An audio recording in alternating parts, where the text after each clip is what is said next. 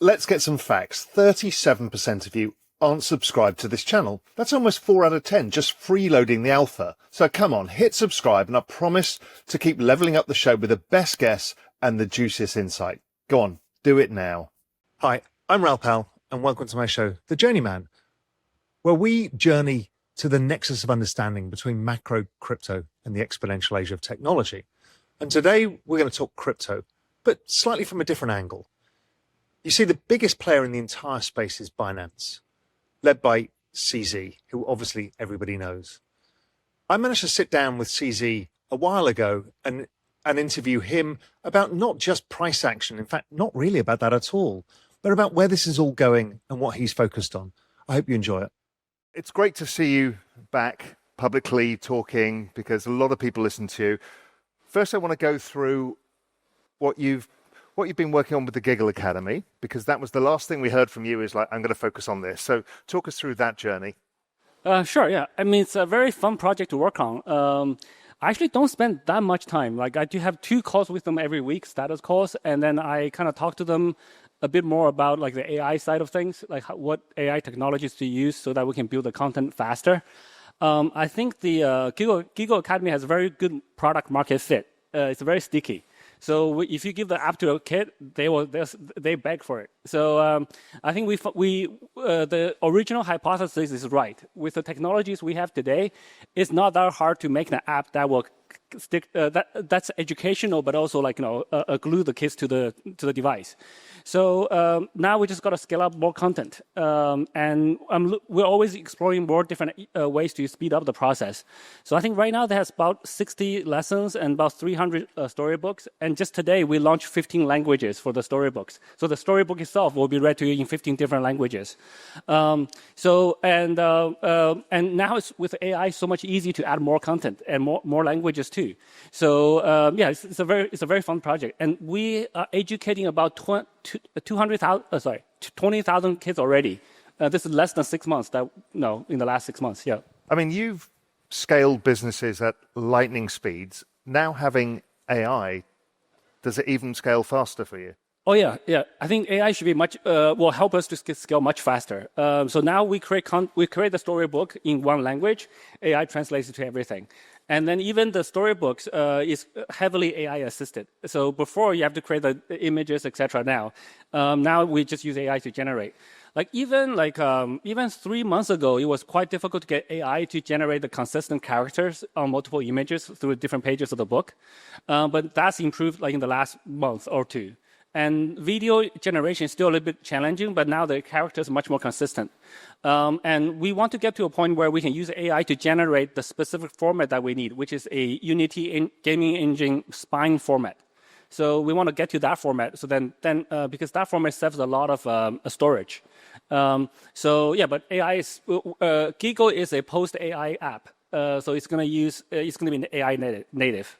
And where is this all going in a few years' time? What are you trying to get to? In a few years, I think I want to teach 100 million or billion kids for free. Wow. 18 years or more, yeah. Now, there's the 100 billion kids that you're teaching, but you're also doing something else, which is going around the world talking to countries about crypto. Talk about this, because not a lot of people realize what you're doing in the background, but you're doing a lot. Yeah, sure. So I interact with about a dozen countries right now, top leaders in these countries. So I think we've seen a big shift in the last 6 months or so. With the U.S. election, now the U.S. new administration is extremely pro-crypto.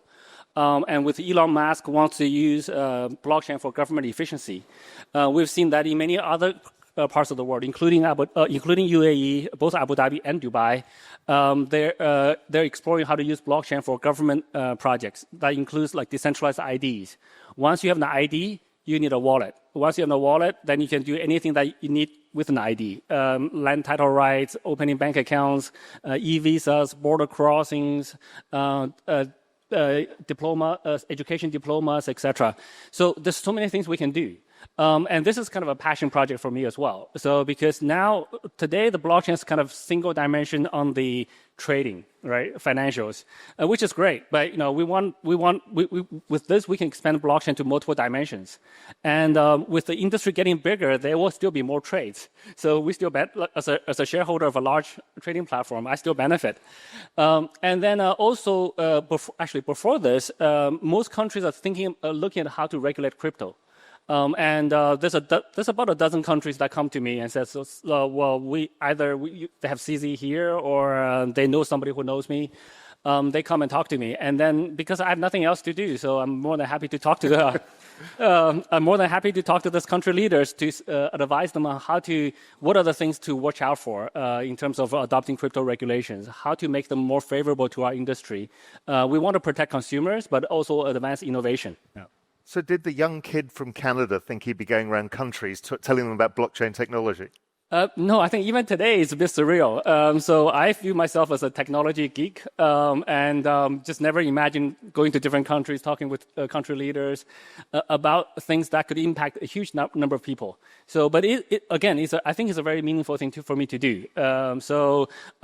Again, I don't charge for my time. It's all pro bono. But I think, again, it's very important for our industry, and it's also important for each country's economy.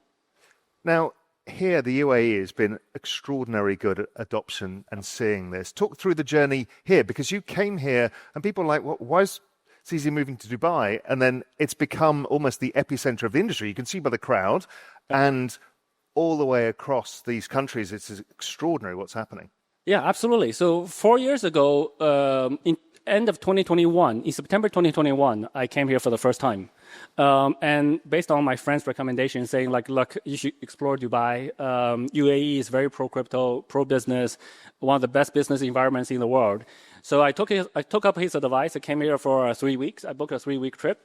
So I came here, actually, when I landed, I only had one meeting lined up, which is with His Excellency Minister of AI, Al Olama. And I landed on a Friday night, and Friday is not a working day. Friday, Saturday is not working days back then. Sunday is a working day. He met with me, and then he introduced everything, and then within about a week or so, I knew this is the place to be. They are extremely pro-business, really pro-crypto. The ministers knows exactly what's going on, very smart, very sophisticated, and the speed is really fast. So we... At the time, VARA didn't exist. So we were discussing about how to regulate crypto, etc. And then at the time, we recommended setting up a new separate agency, and they actually took that advice. So a month later, VARA was incorporated, literally just within a month. And then by November, we signed an MOU to advise them on the crypto regulatory framework for Dubai. By February next year, 2022, it was signed into law. And then by March, we got a in principle approval together with 3 or 4 other crypto exchanges. So it moves really, really fast here. And then I explore Abu Dhabi as well. So Abu Dhabi, this is like a little bit of a friendly competition. I think our friends from locally knows.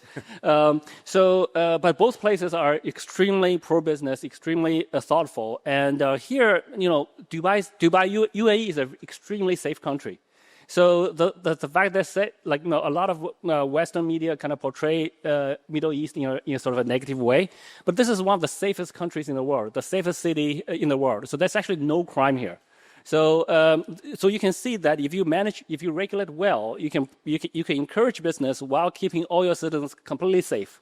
So this is one of the best places. So back then there was probably 5-10 crypto companies in 2021.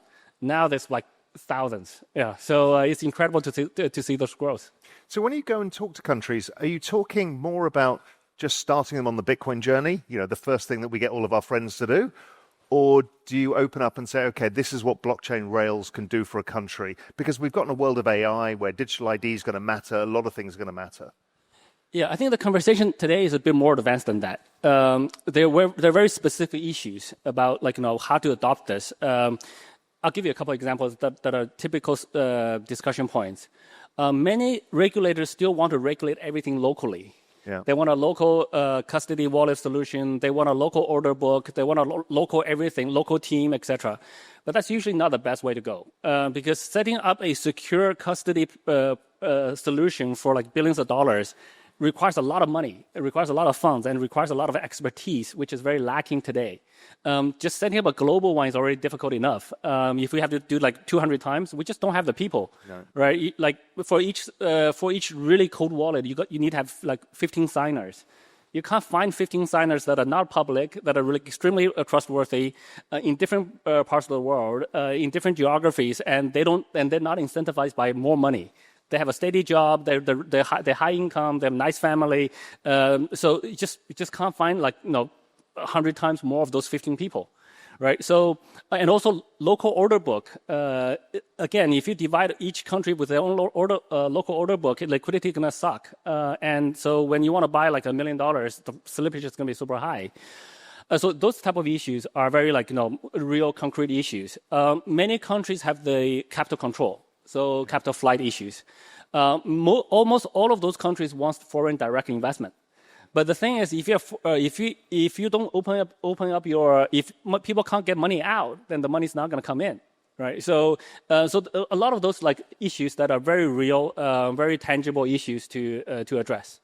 And the two big ones that are still addressing this are China and India. Where are they in the process? Because they open, close, because they've got capital issues, capital control issues. Where do they stand right now? I think China's adopting use Hong Kong as a sandbox kind of approach. Yeah. So I think Hong Kong is extremely pro-crypto now. I think they started changing about 2 years ago. They started issuing licenses. But 2 years ago, the licenses are quite restrictive. So in terms of token listings, etc. So now they're exploring ways to open that up. But Hong Kong still also have to worry about the capital control issue of China. So they cannot blatantly help Chinese mainland users move money out. And the thing is, in crypto, once you buy Bitcoin, which country does that Bitcoin belong to? There's no border, right? So whereas in traditional banks, if you have your money in your Shanghai bank account, that's in Shanghai. When you move it to Hong Kong, that's kind of out in Hong Kong. You kind of know. But if you buy crypto in Shanghai, when you move to the U.S., the crypto is in the U.S. It doesn't have that concept of a border, right? So there's some real issues to address there. But so you mentioned India. I think India I have less interactions with, to be very frank. I think based on my knowledge is pretty much based on public knowledge. I think the tax there is quite high. And to the point where it doesn't make sense to do transactions anymore. So I don't have any much interactions with the Indian governments, but I would very much to see some of those being loosened.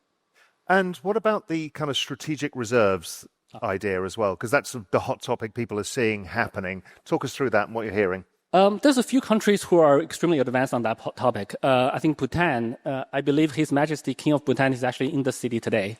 He's an early crypto adopter. He's a very smart guy.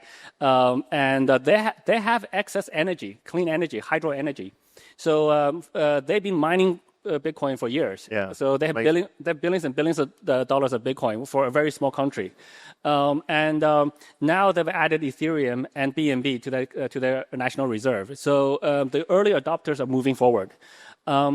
Based on public information, U.S. seems to be using holding, at least no longer selling the Bitcoin. Some of the OGs like us actually kind of hope that governments will sell their Bitcoin so that other guys can buy them cheaply. But, with this U.S. administration, they're very business savvy.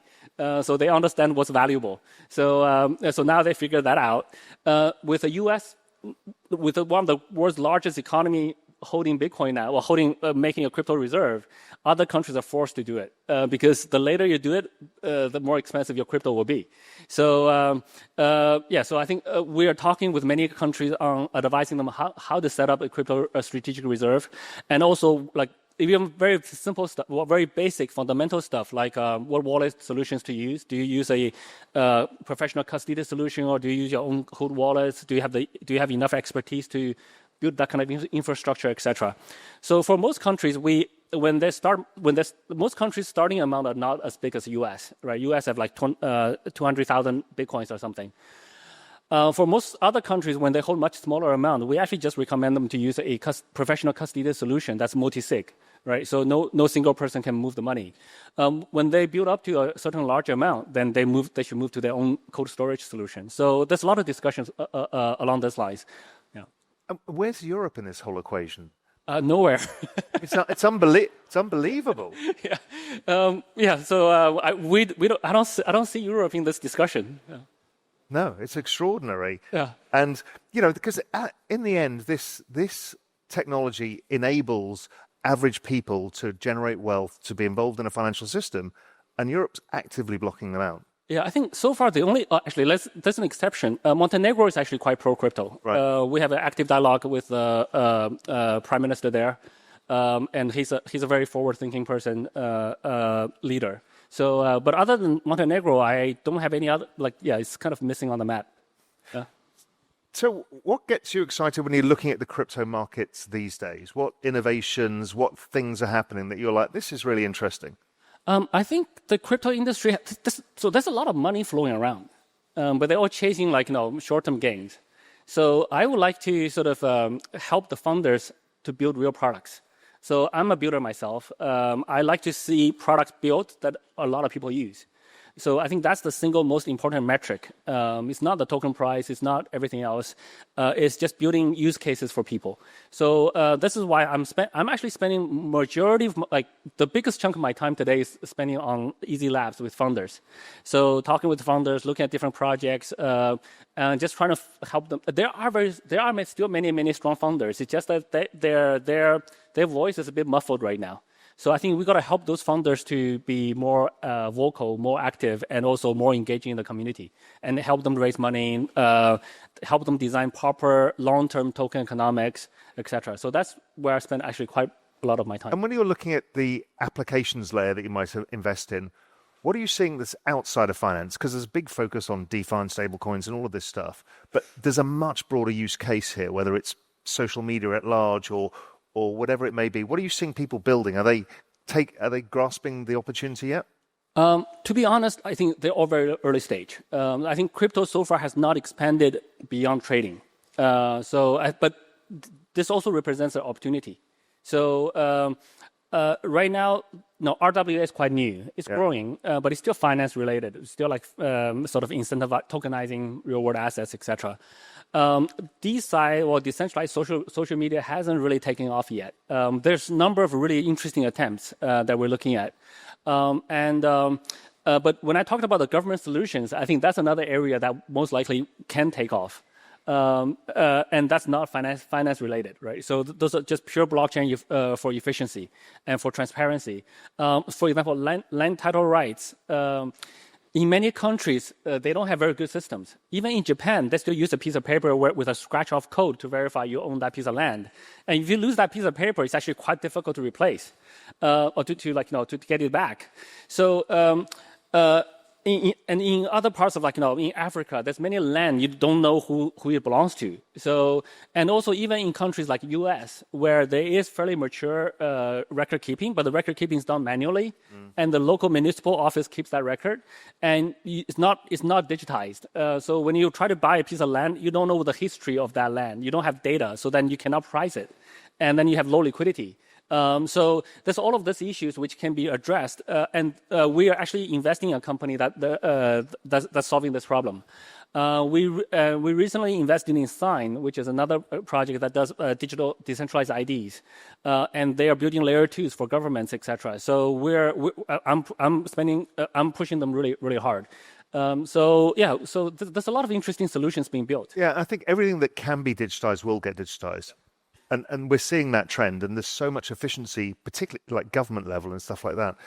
One of the things that you were known for was the investment in X. Yeah. Now, what did you see in that? Because you don't make a big investment like that unless you see something in the future that could be related to crypto Web3. Yeah, to be honest, X was a different type of philosophy. I think freedom of money is important. But to have freedom of money, you have to have freedom of speech.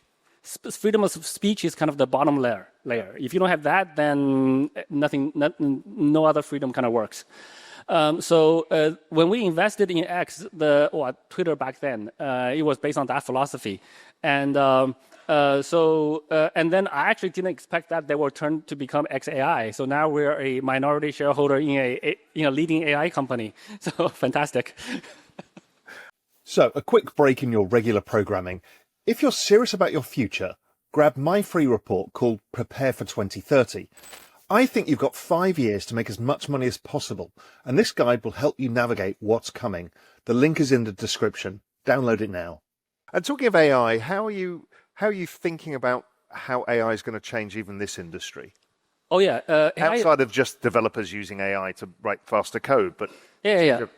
So I think AI has a lot of use cases. Well, number one is AI, I believe, will completely revamp the user experience, how you interact with blockchain. UX feels like it's all going to... It's all going to change, right? Yeah. So I think AI has so many different applications that...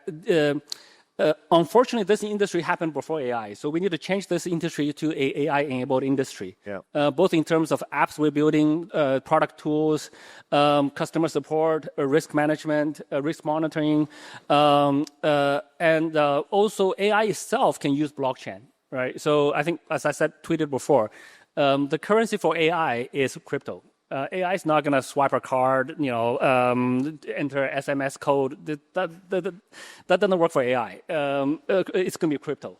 So, and then AI needs a lot of data to train. Today, they exhausted the public data, but there's a lot of data we don't capture today. Those data can be captured in a privacy-preserving way using blockchain.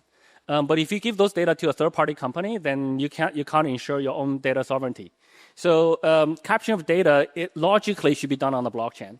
But today, it's easier technology-wise to do it on a centralized platform.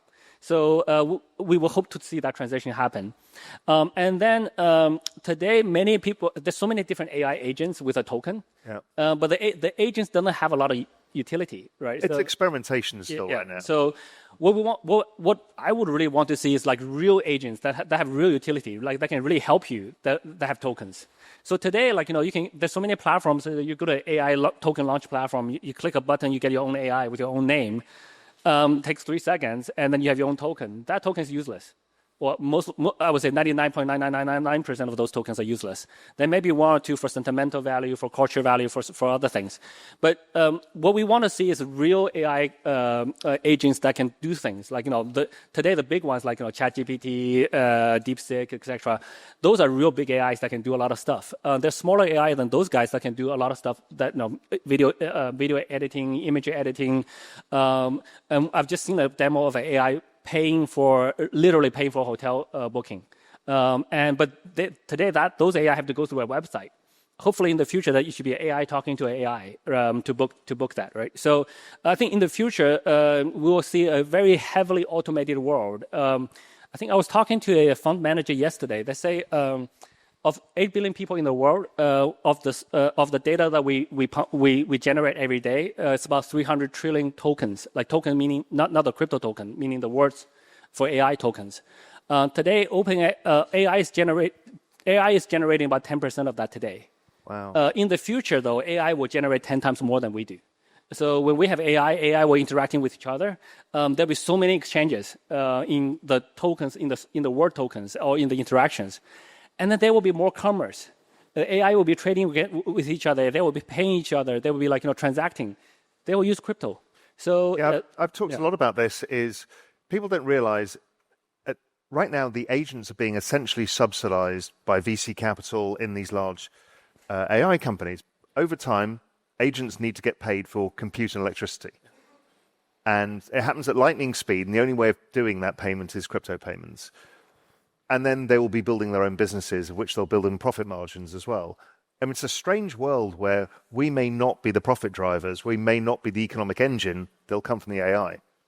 Absolutely. I think that day is coming. Like with AI, so far in our world, population is related to productivity. So the higher the population, the more GDP, etc. But with AI plus robotics, or plus robots, that's going to change. So whichever country has the best economy or manufacturing and AI technologies, AI plus robots plus blockchain, they don't need that many people. So the productivity is equation is going to change. So it's innovation that matters. In the future world, I think we can live a much more comfortable life with much less work, how we should be.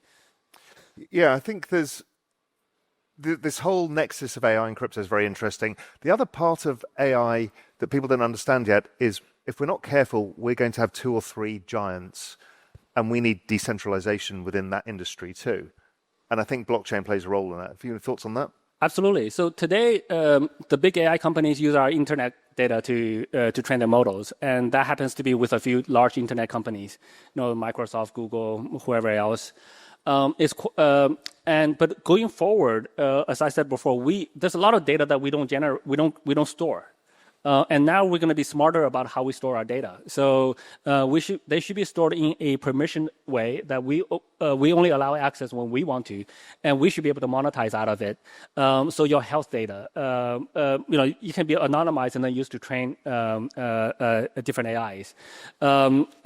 Every interaction you have, every thought you have, etc. If you want to, you should be able to digitize that, blockchain, tokenize it, and then be able to monetize it.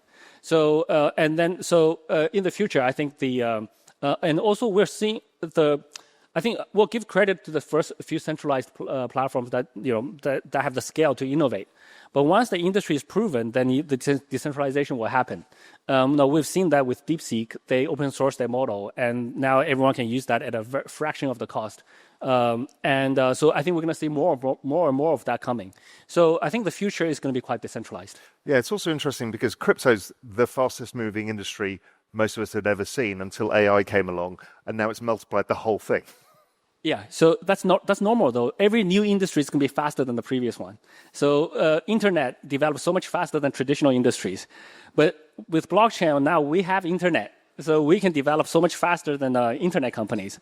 So I think Binance is probably the first company to reach $1 billion in profits, from startup to $1 billion in profit. But that's because we had the internet and then we had the blockchain. And then AI companies are now post blockchain. So now if they do it well, they can easily monetize. They can easily use distributed token economics. And they should be able to grow much faster. Yeah, I think OpenAI got to 100 million users in 3 weeks or something stupid. Yeah, a few days, yeah. Unbelievable, unbelievable.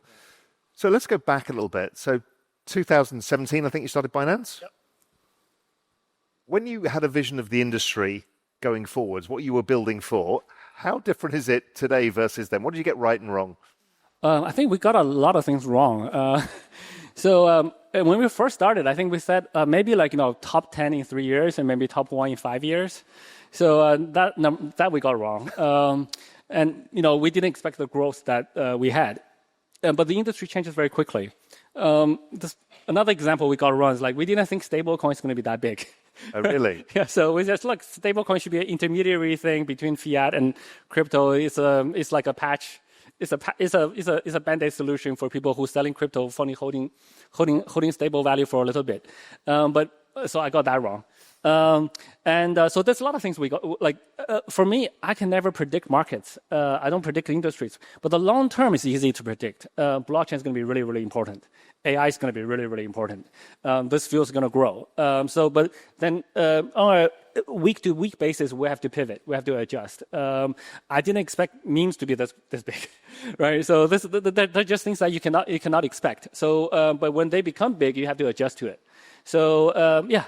I remember when I first interviewed you, I can't remember, 2020 or something, and I said, well, how long's your strategic plan? You said about 2 weeks, because you were just very focused on what do I need to deliver today and what does the market need? Yeah, I think today I can look a little bit longer, but back then I was we're just putting out fires, right? So the system, is always under stress. There's always some stress point somewhere. Some stuff's always there's always some crisis somewhere. So back then it was just more about getting through every week.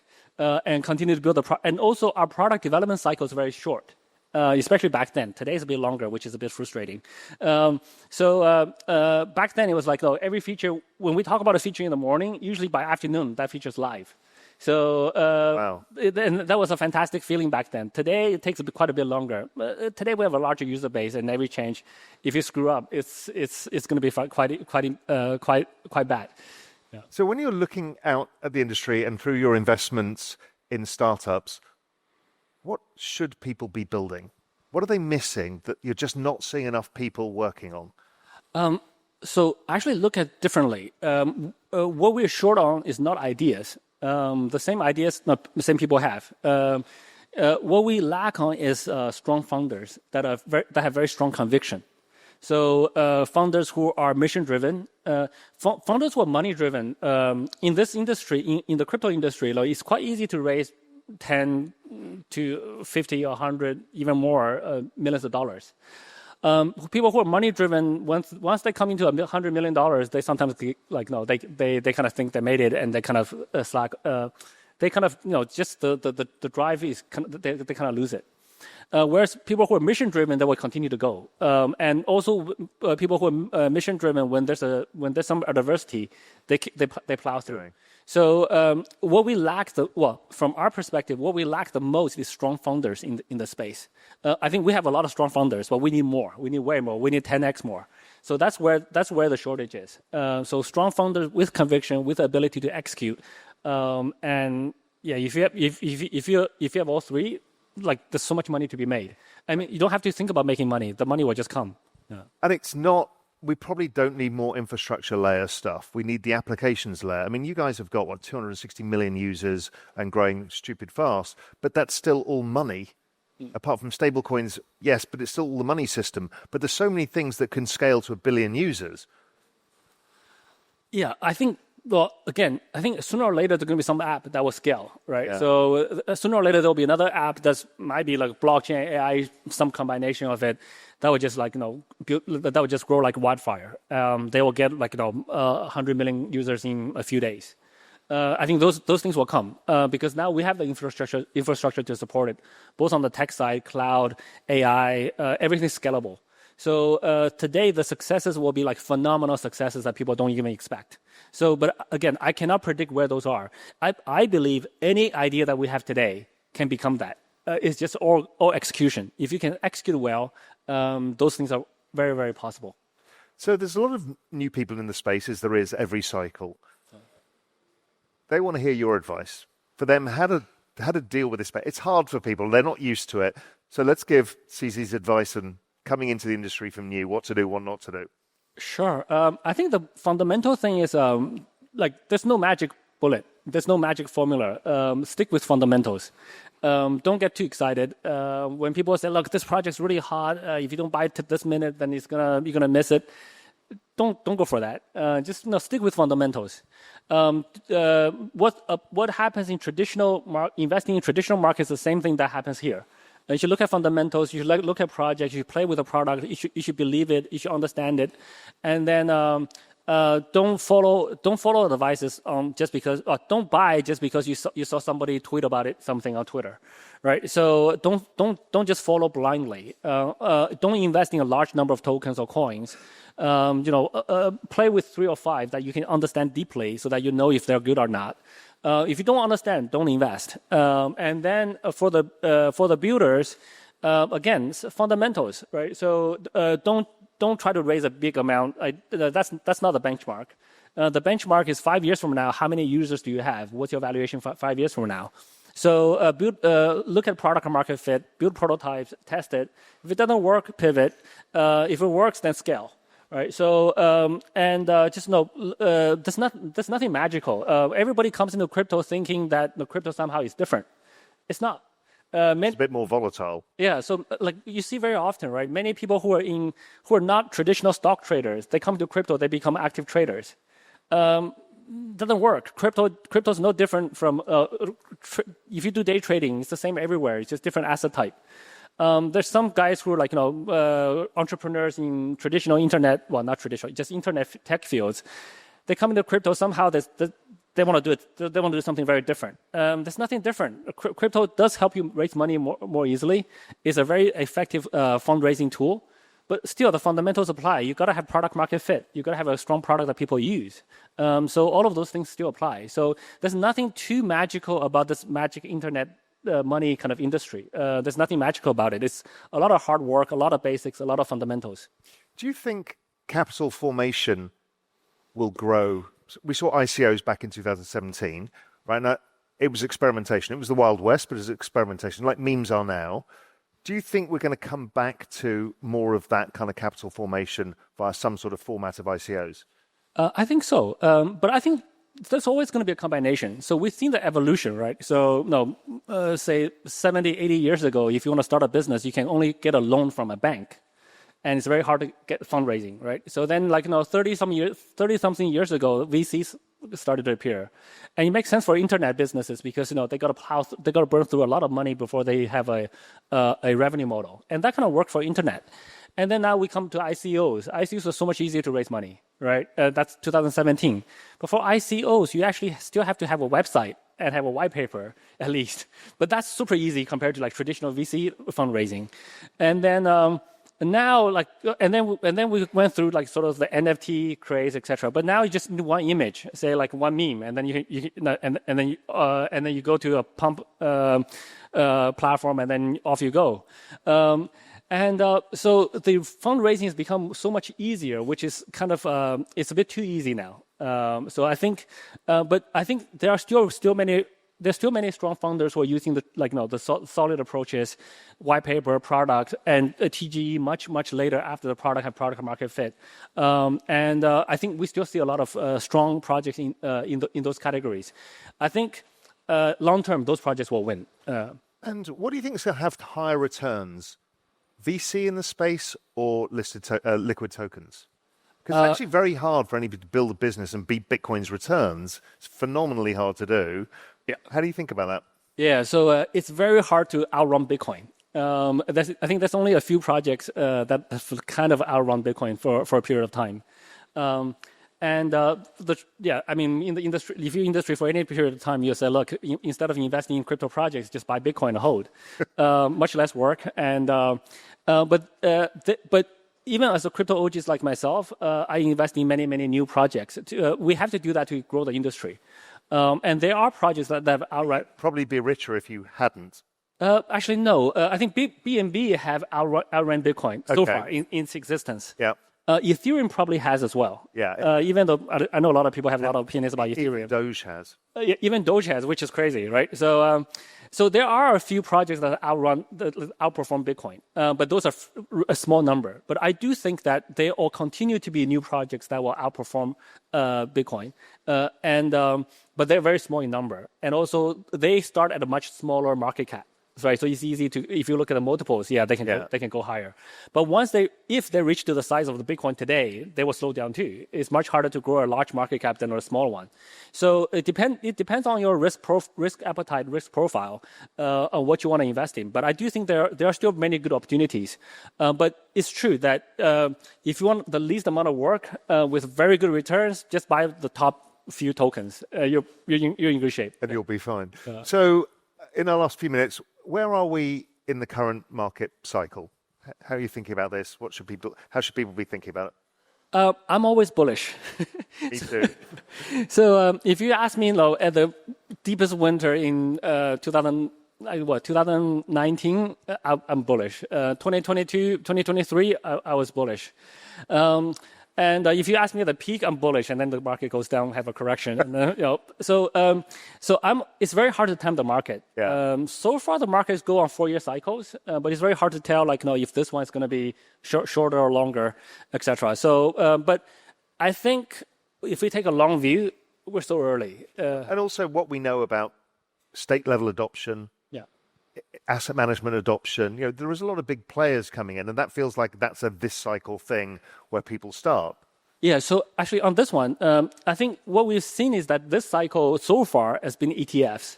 Yeah. So U.S. institutional money going to ETFs, and those money go to Bitcoin because the Bitcoin ETF is the biggest. So in that regard, Ethereum didn't go up that much, right? Because the money's kind of stuck with Bitcoin.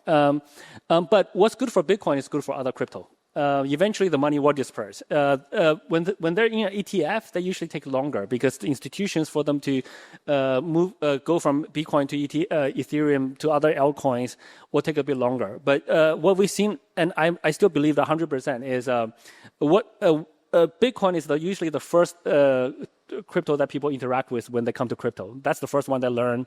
That's the most stable. That's the most decentralized, etc. And that's the biggest market cap. But once the money is in crypto, they will eventually explore other things, right? So it will come. So I think we're still quite early. I think we're still in. If we go by 4-year cycles, it should be end of this year. But we don't know for sure. And do you think because of where we are in the network adoption, that growth has slowed down yet in Bitcoin? Or do you think we're actually early? Because there's an argument or discussion going on where we are on the adoption curve and our returns coming down. I don't think they are, but what do you think? I don't think they are. I think we're just getting started. So, I think right now there's a handful of countries that's talking to me about blockchain adoption. And most other countries, I don't see anything going on. So out of 200 countries, even there's 12 countries that are just starting, right? So US is just starting. So ETFs is only like the last, a few months, right? So everything's just starting. I think people, when they invest, they're very impatient, right? So of course, when I invest, I want to see my money 10x tomorrow. Why not, right? But the market doesn't work like that. So I think if you're chasing things that are against how this world works, you're going to be always disappointed, right? So basically, you're chasing something that doesn't make sense, and if you chase too hard, then it's gonna backfire. You're gonna lose money. But I think in this world, we got to understand how the world works.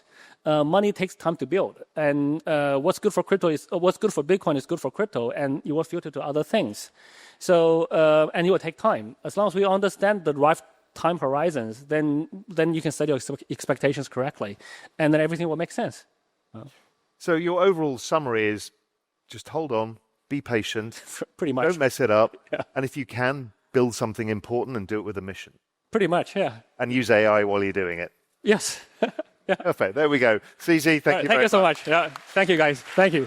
So you obviously like this video enough that you've got to the end. That's quite a big task. But listen, do me a favor, hit the like and subscribe button, and also check out what video's next, because I think you'll love it. But if you want even more, and when I'm talking more, I'm talking about member-generated ideas, incredible alpha, research, everything there to help you in your journey, just head to realvision.com/join for the best financial intelligence out there and the pure alpha that's within the platform.